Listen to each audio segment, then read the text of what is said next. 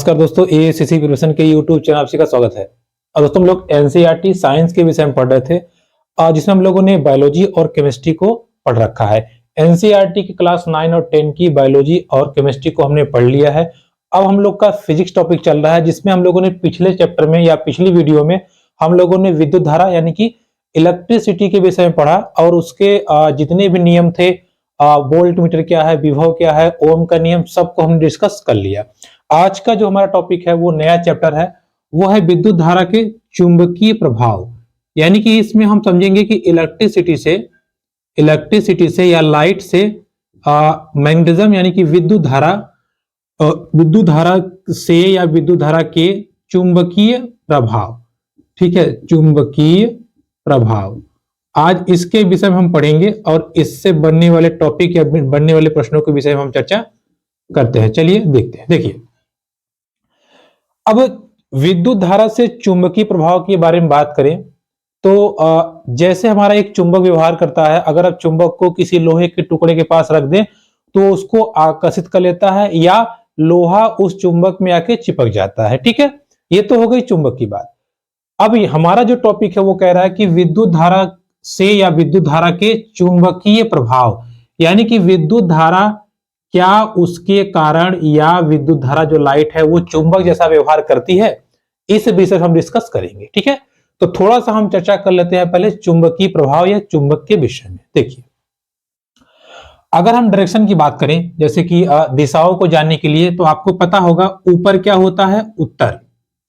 ठीक है, नॉर्थ से उत्तर, साउथ से दक्षिण, और इधर होता है हमारा ईस्ट और इधर होता है वेस्ट। ठीक है, यानी कि डायरेक्शन को जानने के लिए, दिशाओं को जानने के लिए हम उत्तर पश्चिम, पूरब पश्चिम, दक्षिण, या उत्तर दक्षिण पूरब पश्चिम, ये 4 दिशाएं होती हैं, इनको हम जानते हैं। ठीक है, अब समस्या ये होती है, अगर इनको हमें जानना है, किसी जगह पे हम मान लीजिए चले गए जहां हमको समझ में नहीं आ रहा है, मान लीजिए सूर्यदेव बादल छा गए, हमको समझ में नहीं आ रहा है किधर है किधर नहीं है, डायरेक्शन हमें पता नहीं चल रहा है।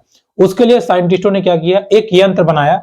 देखिए, इस यंत्र को देखिए ऐसे गोला आकार दिया गया और बताया गया कि इस यंत्र में ये जो सुई ऊपर की तरफ होती है ये दिखाती है उत्तर की दिशा, जो नीचे होता है जस्ट उसको है दक्षिण दिशा, इस तरफ पूर्व और इस तरफ पश्चिम, और इसका नाम रखा गया दिक् सूचक यंत्र। दिक् सूचक, दिकु नहीं है, दिक है। ठीक है, वो हलंत लगा है, दिक् सूचक यंत्र।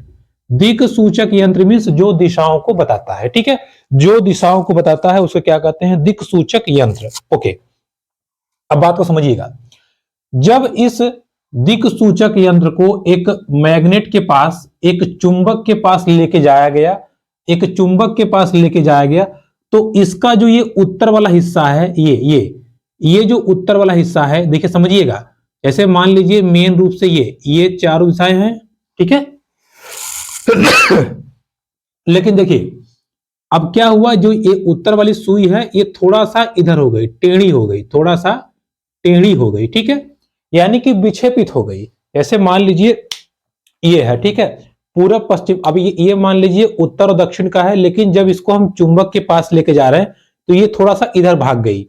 ठीक है, क्या हुई, इधर भाग गई या थोड़ा सा इधर भाग गई। कहने का मतलब ये है कि दिक् सूचक जो यंत्र था या जो गोला था हमारा, जो दिशाओं को बता रहा था, वो थोड़ा सा डिस्टर्ब हो गया। ठीक है, ऐसे स्ट्रेट था, थोड़ा सा डिस्टर्ब हो गया। इससे लोगों ने ये निष्कर्ष निकाला, जब कोई चुंबक किसी दिक् सूचक यंत्र के पास आता है तब उसकी सुई विक्षेपित हो जाती है, और इस प्रक्रिया को क्या माना गया, चुंबक का प्रभाव। क्या माना गया, चुंबक का प्रभाव। क्लियर? अच्छा, चलो भैया, ये तो बात हो गई चुंबक के प्रभाव के विषय में। चलो, हम इस चुंबक को ला रहे हैं तो ये सुई अपना ऐसे ऐसे हो रही है। ठीक है, चुंबक को पास ला रहे हैं, सुई इधर भाग जा रही है, दूर लेके जा रहे हैं, उधर चली जा रही है।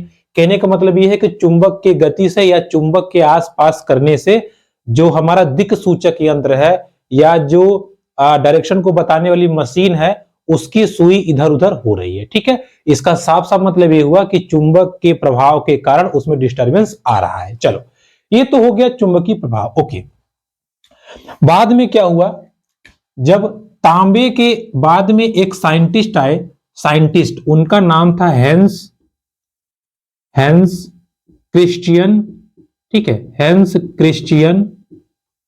क्रिश्चियन ऑस्ट्रेट, नाम ध्यान रखिएगा क्योंकि नाम से संबंधित एक टॉपिक है, समझना पड़ेगा।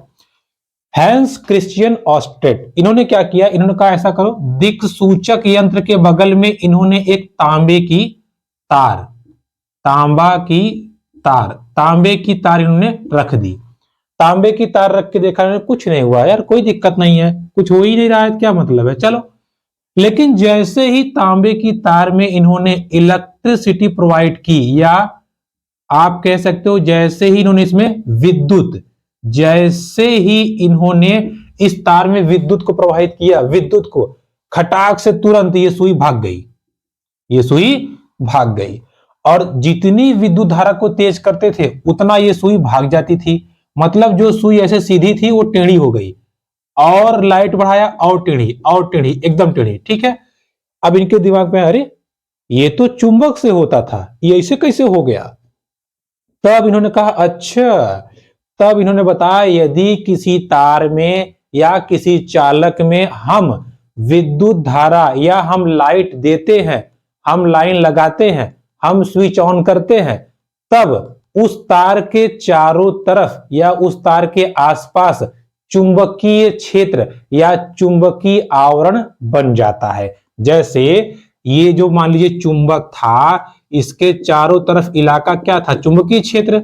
यहां पे जब हमारी मशीन आई उसकी सुई टेढ़ी हो गई, वैसे ही इस तार के चारों तरफ क्या हो जाता है, इस तार के चारों तरफ चुंबकीय प्रभाव या चुंबकीय क्षेत्र उत्पन्न हो जाता है, जिसकी वजह से हमारा दिक्सूचक यंत्र टेढ़ा हो जाता है, दिक्सूचक यंत्र टेढ़ा हो जाता है। अर्थात क्रिश्चियन ऑस्टेड ने बताया कि विद्युत धारा के प्रभाव से या विद्युत धारा से चुंबकीय प्रभाव उत्पन्न किया जा सकता है, ठीक है, चुंबकीय प्रभाव उत्पन्न किया जा सकता है। इसीलिए चुंबकीय क्षेत्र की तीव्रता, चुंबकीय क्षेत्र की तीव्रता का मात्रक जो है वो ऑस्टेट रखा गया इनके सम्मान में या इनके नाम में, ठीक है। तो चुंबकीय क्षेत्र की तीव्रता जो होती है बी, चुंबकीय क्षेत्र की तीव्रता, उसका मात्रक क्या है, ऑस्ट्रेट। क्या है उसका मात्रक, ऑस्ट्रेट।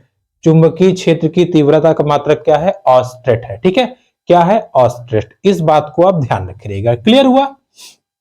अब देखिए, इस दिक्सूचक यंत्र की बात करें, ये ऊपर का हिस्सा उत्तर में है, इसलिए इसको क्या कहा गया है, उत्तरीय ध्रुव। क्या कहा गया है, उत्तरीय ध्रुव। नीचे दक्षिण है तो क्या कहा गया इसको, दक्षिणीय ध्रुव, दक्षिणीय ध्रुव। क्लियर।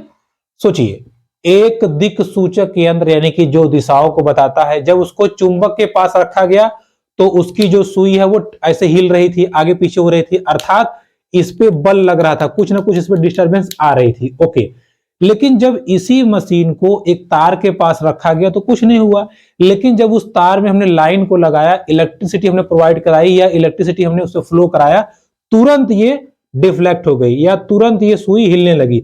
अर्थात जो प्रभाव चुंबक से हो रहा था वही प्रभाव लाइट से होने लगा। इसीलिए कहा गया कि विद्युत धारा के चुंबकीय प्रभाव को देखा गया वहां पे, ठीक है। और किसने देखा था, हेस ने। क्लियर।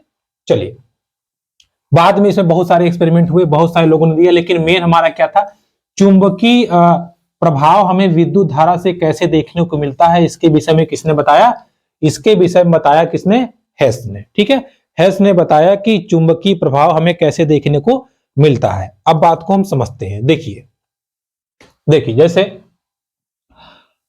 एक चुंबक हो गया, बात को समझिएगा, एक चुंबक हो गया। चुंबक में दो ध्रुव होते हैं, दो ध्रुव होते हैं। एक एन फॉर ये हो गया उत्तरीय ध्रुव, क्या हो गया, उत्तरीय ध्रुव। और एस, एस फॉर क्या हो गया, दक्षिणीय ध्रुव, दक्षिणीय ध्रुव। अब ध्रुव मतलब समझिए किनारा, और दक्षिणीय उत्तरी, ठीक है।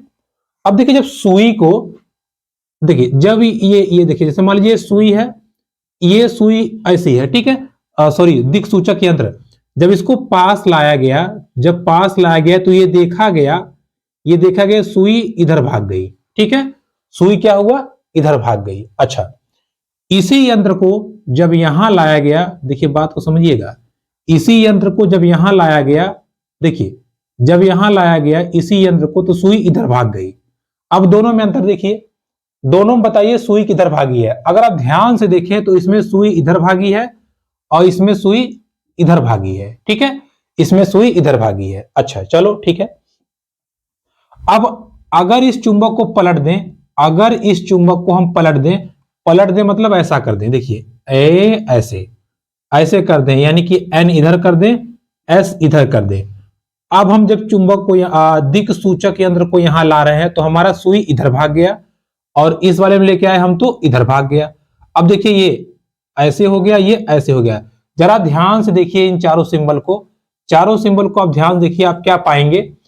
एक में सुई चुंबक के पास आने पर एक बार सुई दूर भाग जा रही है, दूसरे केस में जब हम चुंबक को पलट दिए तो पास आ जा रही है। ऐसा क्यों हो रहा है? एक केस में पास आ जा रही है फिर दूर जा रही है, समझ नहीं पाए हम। जैसे मान लीजिए चुंबक है, ये एन वाला हिस्सा है, जब हम इसको पास लेके आए ये इधर भाग गया, ओके कोई बात नहीं। हमने चुंबक को पलट दिया, ये पास आ गया, ऐसा क्यों हुआ? बात को समझिएगा। देखिए इस चुंबक में उत्तरी दक्षिणी और इसमें भी उत्तरी दक्षिणी। तो जब उत्तर उत्तर पास में आता है, यानी कि जब एक जैसे पास में आते हैं, तो जब समान बल वाले होते हैं तो उनका मिलता नहीं है, कहते हैं तुमसे कम है क्या रे चलट। यानी कि जब एक जैसे ध्रुव पास आते हैं, उत्तरी ध्रुव, तो उनमें प्रतिकर्षण होता है, और जब विपरीत ध्रुव पास आते हैं तो उनमें आकर्षण होता है। क्लियर? यानी कि जब दिक् सूचक यंत्र का एन और इसका एन पास आएंगे तो सुई दूर भागेगी, लेकिन जब दिक् सूचक का यस और इसका एन पास आएंगे तो सुई पास आ जाएगी। ठीक है, पास आ जाएगी, यानी कि समान, ठीक है ध्यान समझिएगा, समान ध्रुवों के बीच प्रतिकर्षण होता है और असमान ध्रुवों के बीच आकर्षण होता है। क्लियर? इस बात को ध्यान रखिएगा। ठीक है, ये एग्जाम में आपसे पूछता है। चलिए, तो ये तो बात हो गई भाई दिशाओं के बारे में। चलो हमने जान लिया कि जब दक्षिणी ध्रुव साथ आएंगे तो उसमें क्या होगा, प्रतिकर्षण होगा। जब उत्तरी दक्षिणी आएंगे या दक्षिणी उत्तरी आएंगे तो क्या होगा, आकर्षण होगा। क्लियर? ठीक है। अब बाद में ये क्या किया, ये कैसे हमें समझ में आएगा कि जैसे अब हमने दिक् सूचक यंत्र को यहां रखा, कोई डिस्टरबेंस नहीं थी, हमने यहां रखा, कोई डिस्टरबेंस नहीं थी, यहां रखा हमने टेढ़ा हो गया। हम कैसे जानेंगे कि हम चुंबक को कितना पास रखेंगे तब हमें इसमें सुई हिलती डुलती नजर आएगी? कैसे जानेंगे? इस बात को जानने के लिए क्या किया गया, अब धीरे धीरे जब इसमें प्रयोग हुए तो देखा गया, क्या देखा गया, यहां से एन से, देखिए एन से कुछ लाइनें ऐसे निकल करके कहां जा रही थी, एस पे। एन से कुछ लाइनें निकल करके कहां जा रही थी, एस पे। ठीक है, एन से कुछ लाइनें निकल के कहां जा रही थी, एस पे। देखिए बात को समझ रहिएगा, देखते जाइएगा ध्यान से। एन से कुछ लाइनें निकल के कहां जा रही थी, एस पे। क्लियर? देखिए, तो साइंटिस्ट ने या वैज्ञानिकों ने बताया कि देखिए जो कुछ इमेजिनरी या कुछ काल्पनिक रेखाएं ध्रुव एन से निकल करके एस की तरफ बढ़ती हैं, एरो का मतलब है इधर से इधर और इधर इधर इधर। ठीक है, देखिएगा कुछ काल्पनिक रेखाएं ध्रुव या उत्तरी ध्रुव से निकल के दक्षिणी ध्रुव की तरफ बढ़ती है, किसमें, चुंबक में। इनको कहा जाता है चुंबकीय रेखाएं। क्या कहा जाता है, चुंबकीय रेखाएं। ठीक है, क्या कहा जाता है, चुंबकीय रेखाएं। कुछ रेखाएं या कुछ काल्पनिक रेखाएं जो उत्तरी ध्रुव से निकल के दक्षिणी ध्रुव की तरफ जाती हैं उन्हें कहा जाता है चुंबकीय रेखाएं। और ये रेखाएं कभी भी एक दूसरे को काटती नहीं है, ये ध्यान रखिएगा, कभी भी एक दूसरे को काटेंगी नहीं। ये रेखाएं हमेशा देखिए ऐसे उत्तर से निकल के दक्षिणी तरफ, उत्तर से निकल के दक्षिणी तरफ, उत्तर से निकल के दक्षिण तरफ जाती हैं। क्लियर? तो चुंबकीय क्षेत्र की चुंबकीय रेखाओं की जो दिशा होती है, जो डायरेक्शन होती है, वो चुंबक के बाहर उत्तर से दक्षिण की तरफ, उत्तर से दक्षिण की तरफ। लेकिन एक बात देखिए, ऐसा लग रहा है ना, ये यहां से फेंक रहा है, ये लाइट निकल रहा है, तो बताइए निकलेगा तभी ना जब ऐसे आया होगा। जब ऐसे आया होगा तभी तो भचाक से फेंकेगा, है ना। इधर धक्का मारा, ये निकल के भाग गया। तो अर्थात चुंबक के अंदर देखिए, चुंबक के अंदर इन रेखाओं की दिशा कैसी है? दक्षिण से उत्तर, दक्षिण से उत्तर। लेकिन चुंबक के बाहर कैसा है? उत्तर से दक्षिण। ये मोस्ट इंपॉर्टेंट पॉइंट है, इसको आप नोट कर रहिएगा। किसी चुंबक के भीतर, किसी चुंबक के भीतर चुंबकीय बल रेखाओं की दिशा, किसी चुंबक के भीतर चुंबकीय बल रेखाओं की दिशा दक्षिण से उत्तर की ओर, लेकिन चुंबक के बाहर उत्तर से दक्षिण की ओर होती है। और ये चुंबकीय रेखाएं कभी भी एक दूसरे को काटती नहीं है, ठीक है, कभी भी एक दूसरे को काटती नहीं है। इनको क्या कहा जाता है? इनको कहा जाता है चुंबकीय क्षेत्र रेखाएं। इन रेखाओं का जहां तक विस्तार होता है या जहां तक ये फैली रहती हैं, उस पूरे इलाके को कुत्तों का मतलब कि चुंबकीय क्षेत्र कहा जाता है, ठीक है, चुंबकीय क्षेत्र कहा जाता है, magnetic field. Clear? Magnetic field. लेकिन अगर ये चुंबक, या मान लीजिए ये तार है, क्या है? ये तार है। अगर तार है तब भी चुंबक की तरह व्यवहार करेगा, तब इसको क्या कहेंगे? विद्युत चुंबकीय क्षेत्र। क्या कहेंगे? विद्युत चुंबकीय क्षेत्र। अर्थात विद्युत चुंबकीय क्षेत्र वह क्षेत्र है या वह स्थान है जहां तक विद्युत के कारण चुंबकीय क्षेत्र या चुंबकीय प्रभाव देखा जा सकता है, या चुंबकीय प्रभाव या चुंबकीय बल की अनुभूति होती है, ठीक है, चुंबकीय बल की अनुभूति होती है। क्लियर हुआ? चुंबकीय क्षेत्र रेखाएं क्लियर हो गई। चुंबकीय क्षेत्र रेखाएं वे काल्पनिक रेखाएं हैं जो उत्तर से निकल के दक्षिण की ओर चलती हैं चुंबक में, चुंबक के भीतर दक्षिण से उत्तर की ओर। ओके, चलिए, तो अब तक हमने क्या देखा? अब तक हमने चुंबक देखा, विद्युत देखा, दिक्सूचक यंत्र देखा, विद्युत के कारण चुंबकीय क्षेत्र का प्रभाव हमने समझा, चुंबकीय क्षेत्र की रेखाओं को हमने देखा। अब हम थोड़ा सा आगे बढ़ते हैं। हम कैसे जानेंगे कि चुंबकीय क्षेत्र के रेखाओं की दिशा क्या है? चुंबकीय क्षेत्र के रेखाओं की दिशा क्या है? देखिए, बात को समझिएगा। जैसे देखिए, अगर ये मान लीजिए वायर है, ठीक है, ये वायर है, इस वायर में क्या है? करंट है, ठीक है, क्या है? करंट है। करंट मतलब विद्युत धारा, विद्युत धारा, समझिएगा। देखिए, इस वायर में क्या है? करंट है, यानी कि विद्युत धारा। अब देखिए, अगर इस वायर को देखिए, अगर इस वायर को समझिएगा, देखिए, अगर इस वायर को देखिए, हाँ, अब थोड़ा सा इमेजिन कर लीजिए। देखिए, अगर इस वायर को हम, देखिए, ये किस हाथ से हमने पकड़ लिया है? इस वायर को दाहिने हाथ से, ठीक है, देखिए, दाहिने हाथ से। अगर एक विद्युत वायर जिसमें करंट जा रही है, अगर हम उसको दाहिने हाथ से ऐसे ऐसे पकड़ लें, चित्र में आपको दिख रहा है, अगर हम ऐसे पकड़ लें, तथा अंगूठा जो हमारा है, अंगूठा अगर विद्युत धारा को प्रदर्शित करे, अंगूठा विद्युत धारा को प्रदर्शित करे, तो तार को चारों तरफ से घेरे हुए उंगलियां विद्युत क्षेत्र की दिशाओं को दिखाएंगी या विद्युत क्षेत्र की डायरेक्शन को दिखाएंगी। अगर हम किसी वायर को दाहिने हाथ में ऐसे पकड़ लें, देखिए एकदम चित्र के अनुसार दाहिने हाथ में ऐसे पकड़ लें, तो अंगूठा हमारा सदैव विद्युत धारा को दिखाता है, तथा तार के चारों तरफ की जो उंगलियां होती हैं वो विद्युत धारा की क्षेत्र रेखाओं को या विद्युत क्षेत्र रेखाओं को प्रदर्शित करती हैं। जैसे अब देखिए, ऐसे हमने पकड़ लिया, ऊपर क्या होता है भैया? उत्तर। अगर विद्युत धारा की दिशा उत्तर में है तो चुंबकीय क्षेत्र रेखाओं की दिशा किधर होगी? इधर क्या होता है? पश्चिम। इधर क्या होता है पूर्व, तो पश्चिम से पूर्व की ओर, पश्चिम से पूर्व की ओर। क्लियर हुआ?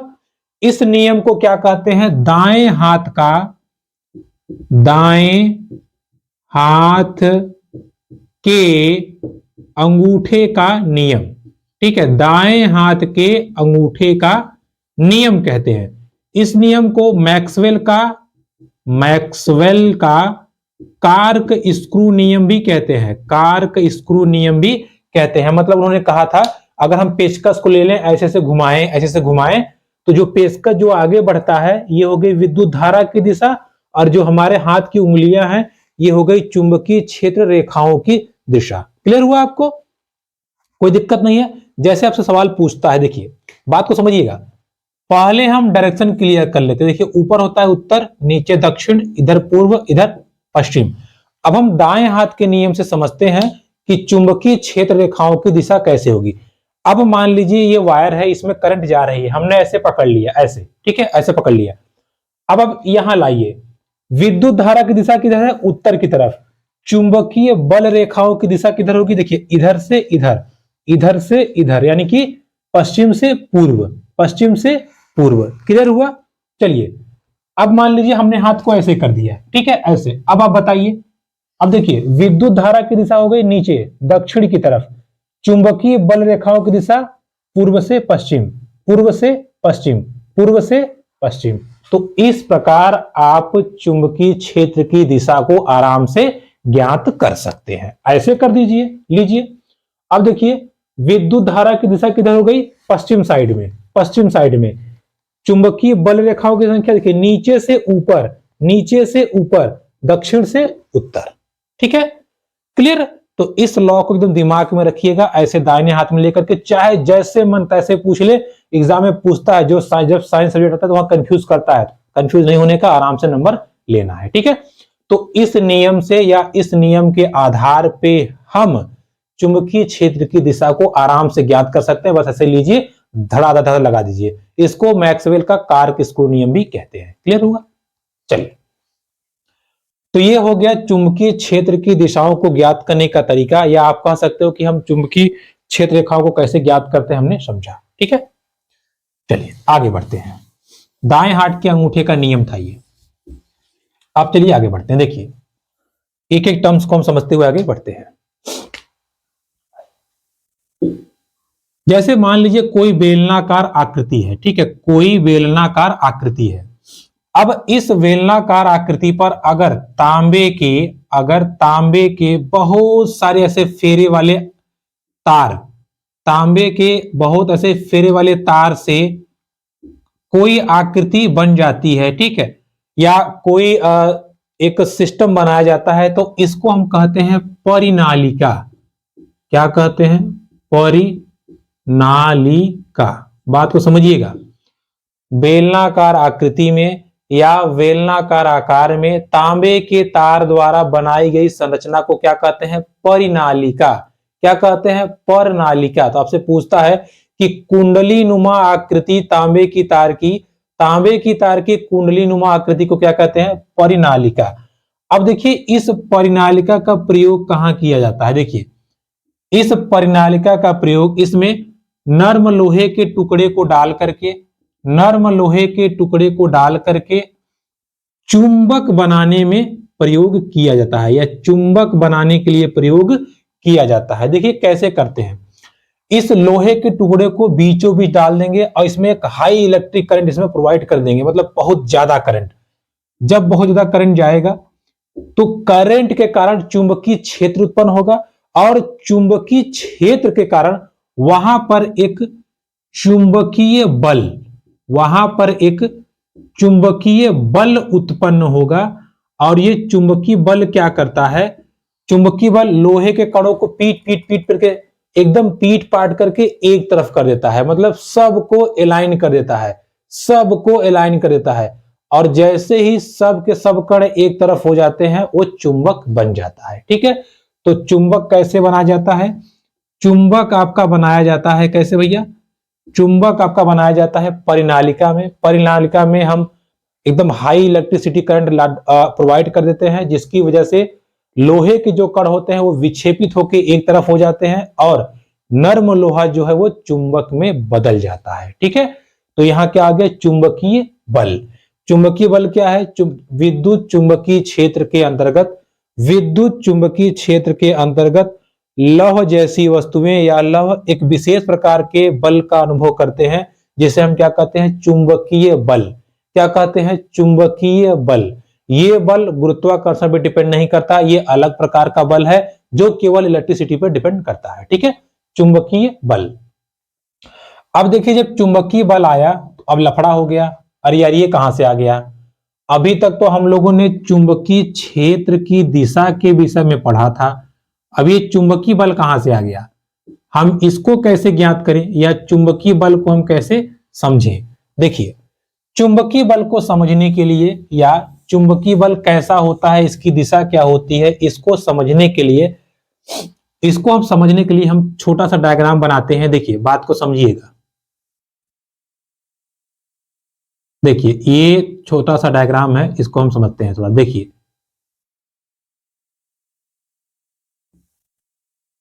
ठीक है, देखिए थोड़ा समझिएगा इसको।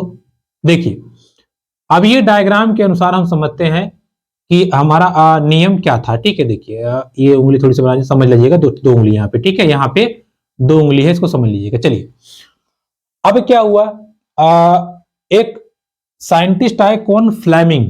कौन आए, फ्लेमिंग।